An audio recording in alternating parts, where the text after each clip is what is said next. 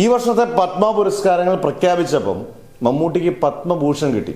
അന്നേരം എനിക്കും തോന്നി പത്മവിഭൂഷൺ മമ്മൂട്ടിക്ക് കൊടുത്താൽ അല്ലെങ്കിൽ ഭാരതരത്നം കൊടുത്താൽ പോലും അധികപ്പറ്റൊന്നും അല്ലാവോ, കറക്റ്റായ നടൻ തന്നെയാണ് മമ്മൂട്ടി. പക്ഷേ പിന്നോട്ട് ചിന്തിക്കുമ്പോൾ, നമ്മൾ മറുവശമൊക്കെ ചിന്തിക്കുമ്പം എനിക്കിപ്പോൾ അറിയാവുന്ന രണ്ടുപേര് മലയാള സിനിമയിൽ തന്നെയാണ്.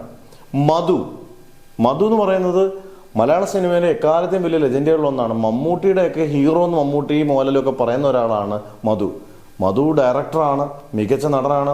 എക്കാലത്തെയും ഇന്ത്യയിലെ ക്ലാസിക്കുകളിലൊന്നായ ചെമ്മീനകത്ത് അഭിനയിച്ചിട്ടുണ്ട്. അതുപോലെ തന്നെ പ്രൊഡ്യൂസറാണ്. അങ്ങനെ സർവ്വ മേഖലകളിലുള്ള ഒരാൾ. മധുവിനെ പോലെ ഒരാൾക്ക് പത്മശ്രീ വരെ ലഭിച്ചിട്ടുള്ളൂ.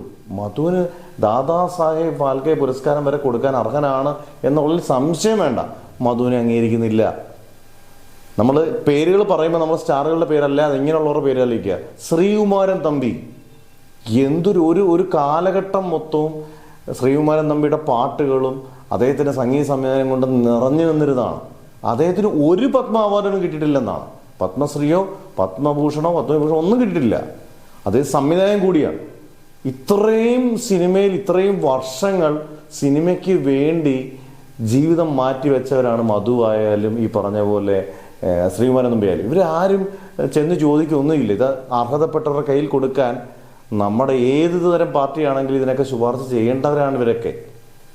ബാക്കിയുള്ളതൊക്കെ നോക്കുമ്പോൾ നമുക്ക് ഇവർക്കൊക്കെയാണ് യഥാർത്ഥത്തിൽ കൃത്യമായും കിട്ടേണ്ട രണ്ടുപേരെന്ന് എനിക്ക് തോന്നുന്നു. നിങ്ങൾ നിങ്ങളുടെ കമൻസ് ഇടുക.